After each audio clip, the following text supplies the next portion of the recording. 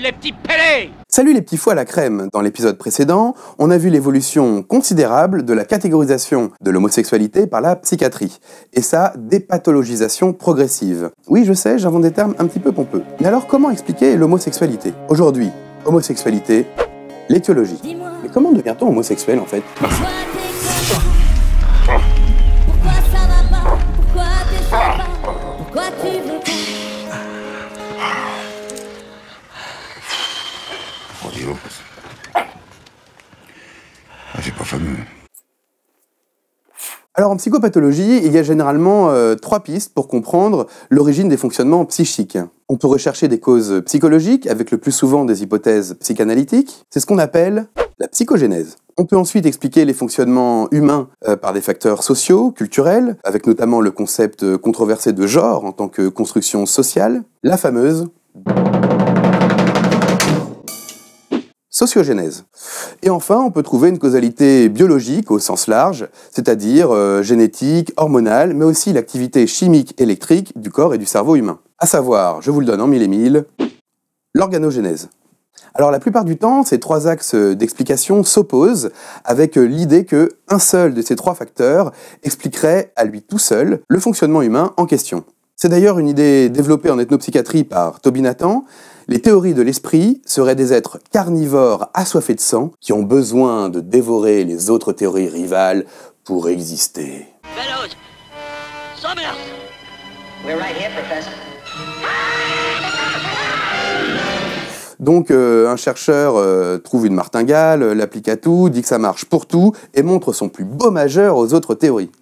Ah non, ça c'est l'auriculaire. Et puis souvent, après une période de conflit épistémologique, cela aboutit à une phase plus mature de digestion conceptuelle. Et on finit par admettre qu'il y a une interaction entre ces 3 facteurs. Ok les gars, 1, 2, 3 tertiel, je ne joue plus, en retour sans refus. Je retire mon auriculaire, mais tu retires ce que t'as dit sur ma mère. Alors autant vous dire tout de suite que concernant l'homosexualité, on n'en est pas encore là. Oui, on est plutôt dans la phase où tout le monde s'engueule, ne s'entend pas, tient des propos incompréhensibles. Bref, c'est pas vraiment un dialogue de sourds, mais plutôt un dialogue de bourrés. Mais non, le PD, c'est génétique. Toi, t'es mon pote. Mais laisse-moi, je suis pas bourré. J'aime ta femme.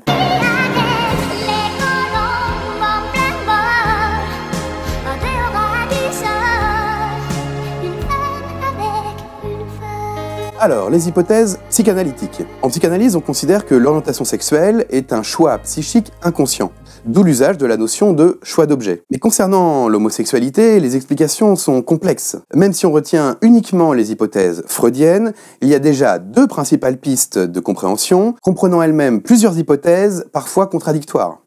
C'est vous dire à quel point le sujet est complexe.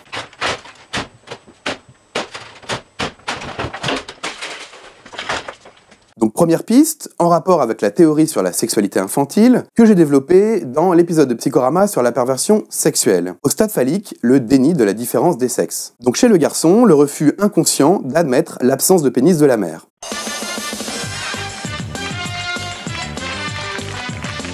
Voici Pyramide.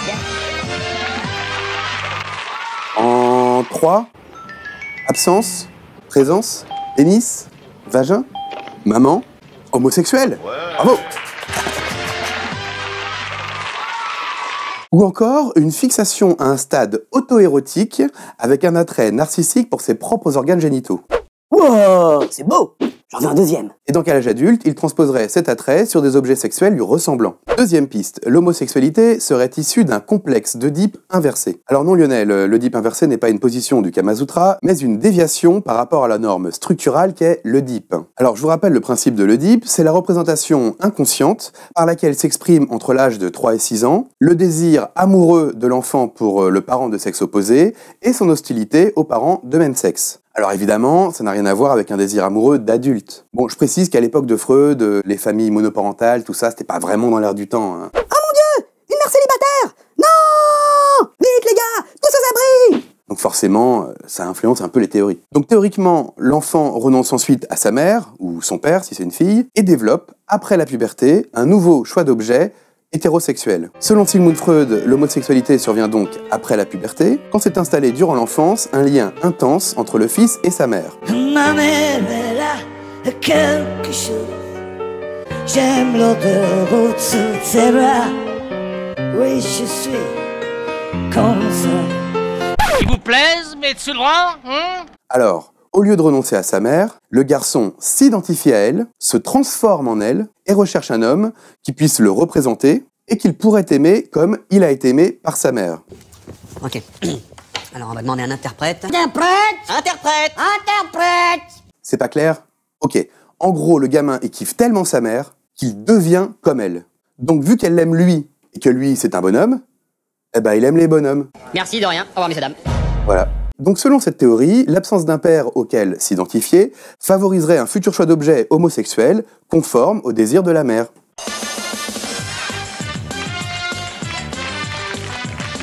Voici Pyramide. En 2, câlin, caresse, maman, homosexuel. Bravo! Et pour les filles, l'homosexualité s'expliquerait par une fixation infantile à la mère et une déception à l'égard du père. Vas-y, t'es trop nul, papa. Je préfère maman, je veux rester avec elle pour toute la vie.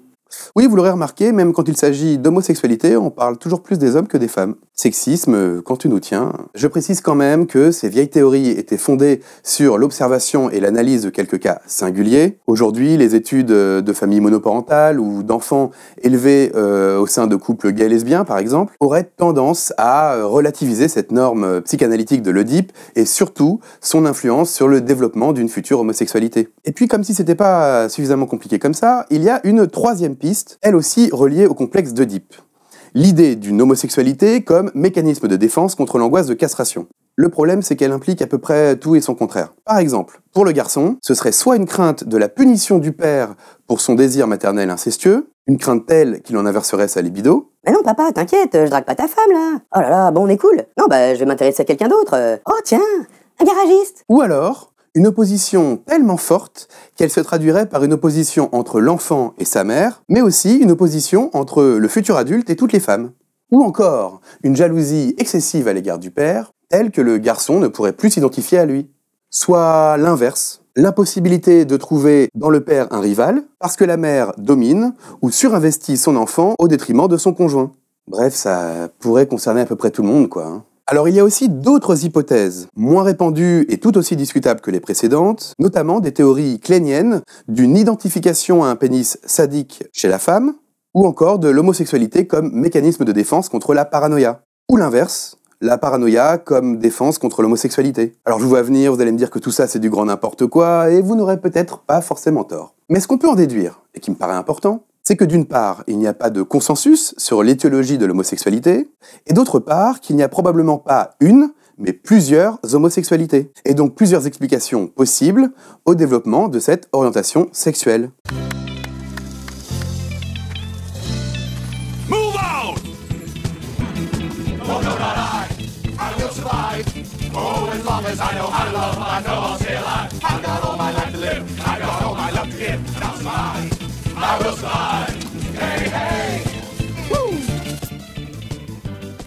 Alors contrairement aux idées reçues, Freud n'est pas du tout homophobe. Bien au contraire, il prônera la tolérance à l'égard de cette orientation. Je vous rappelle que, selon lui, l'être humain de base est bisexuel. Il naît avec toutes les options et ce n'est qu'après qu'il choisira entre un bac gay ou une filière hétéro, option grecque ou latin. Ou les deux. Il y aurait une dimension homosexuelle latente ou refoulée chez tous les individus. D'ailleurs, il admettra déjà qu'il est vain de vouloir transformer un homosexuel en hétérosexuel. Une position qui ne sera pas toujours partagée par ses disciples, en revanche. Par exemple, Jones, considérant l'homosexualité comme, je cite, un crime répugnant, s'opposera systématiquement à l'admission d'homosexuels au sein des cercles psychanalytiques. Et la propre fille de Sigmund, Anna Freud, elle-même accusée d'homosexualité pour son absence de liaison connue avec un homme, prétendra qu'une bonne cure analytique peut aboutir à la guérison de l'homosexualité. Abracadabra, hop, et puis pédé. Magie, décontrasté. Oh, il m'énerve, ça marche pas.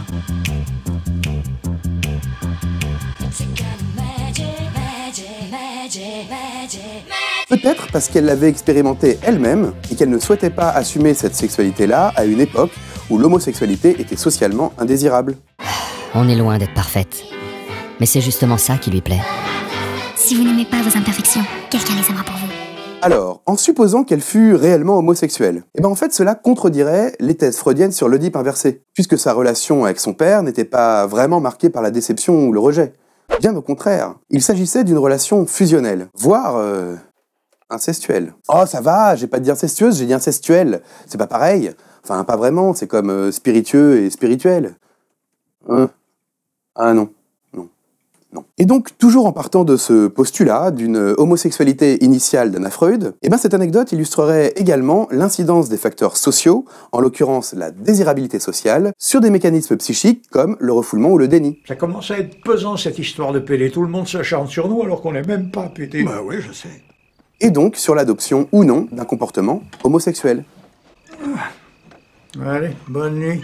Voici la vie, la belle vie qui coule dans nos veines, qui donne à tous l'envie de s'éclater et de chanter la vie. Alors actuellement, la grande tendance du moment se porte plus vers la recherche de facteurs biologiques. Là encore, il existe plusieurs hypothèses, souvent accompagnées de la croyance que la découverte d'une causalité organique, biologique, invaliderait totalement les autres pistes de compréhension précédentes. On peut citer notamment les recherches du neuroendocrinologue belge, le professeur Jacques Balthazar, révélant une incidence génétique et hormonale dans le développement de l'homosexualité.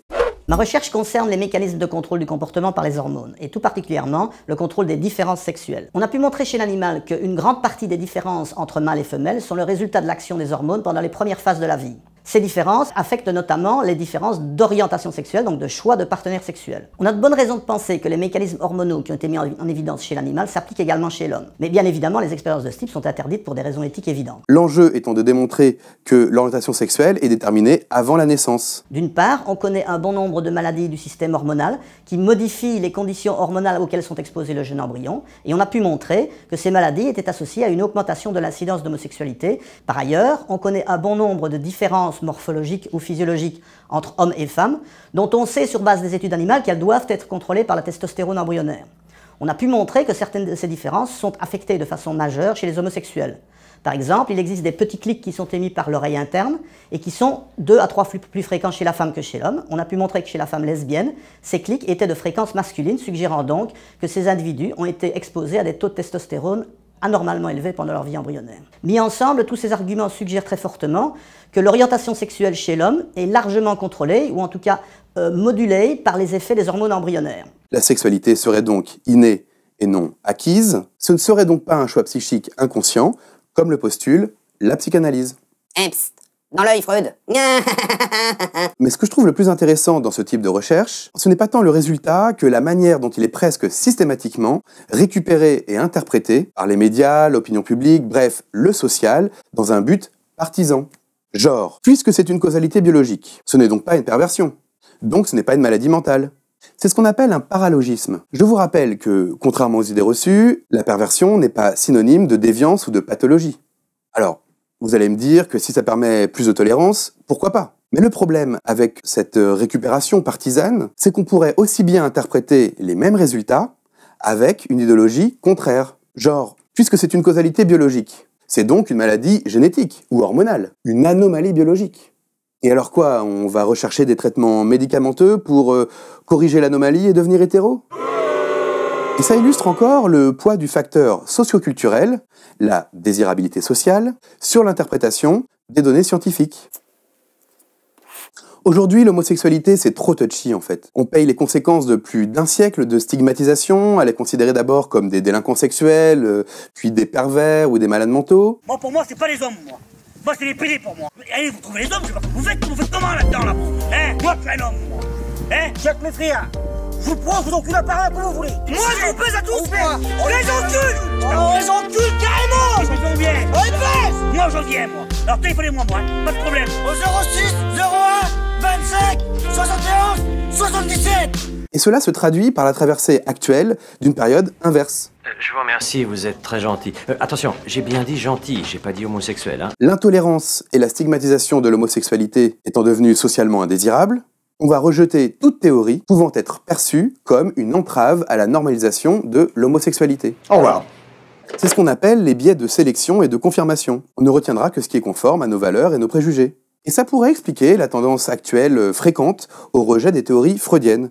Un peu vieillotte, certes, mais tout de même. Alors que d'une part, lui-même a cherché à déculpabiliser les homosexuels, ce qui en soi est déjà couillu au regard des mœurs intolérantes de l'époque, et d'autre part, les hypothèses psychanalytiques et les recherches en biologie ne sont pas nécessairement contradictoires. Plusieurs facteurs peuvent contribuer au développement de plusieurs formes d'homosexualité. Personnellement, si je dois émettre une critique à toutes ces théories, aussi bien psychologiques que biologiques, c'est que je n'ai pas trouvé beaucoup d'hypothèses traumatiques. On sait pourtant qu'après une expérience traumatique, une agression sexuelle par exemple, ou une initiation sexuelle avant la fin de la puberté, il peut y avoir une modification et une fixation du choix d'objet, c'est-à-dire l'orientation sexuelle. L'excitation sexuelle sera ensuite produite par une réactivation traumatique inconsciente, soit par compulsion de répétition, soit par identification à l'agresseur. Un concept psychanalytique développé par Sándor Ferenczi et Anna Freud, et qui pourrait s'appliquer aussi à certaines formes d'homosexualité. Et quand on voit à l'âge adulte ceux qui se fixent dans cette orientation sexuelle, les premières expériences sexuelles n'ont certainement aucun rôle. Donc les premières expériences sexuelles n'ont certainement aucun rôle.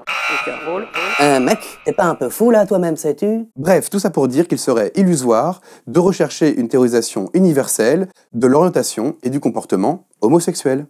En résumé, l'homosexualité reste une perversion sexuelle, c'est-à-dire une sexualité partielle. Ceux qui ont visionné l'épisode de Psychorama sur la perversion sexuelle ne seront pas choqués par cette affirmation. Et pour les autres, je rappellerai que s'embrasser sur la bouche, par exemple, est également une sexualité partielle, et donc une perversion sexuelle. Donc on est tous pervers. Mais ce n'est pas une déviance sexuelle ou une perversion morale. Encore une fois, la perversion n'est pas synonyme de déviance. Mais alors, peut-on dire que l'homosexualité est une sexualité normale? Et d'ailleurs, c'est quoi une sexualité normale? Les réponses dans le prochain épisode de Psychorama.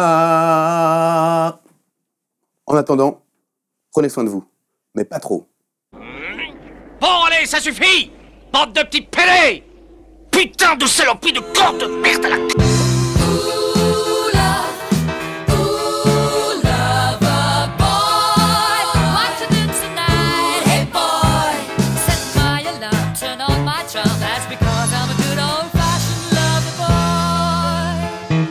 Moi j'ai connu un homosexuel une fois et il était pas méchant, hein. Bon par contre il aimait pas Mylène Farmer, hein. Mais alors pas du tout, ce qui veut dire bien des choses quand même.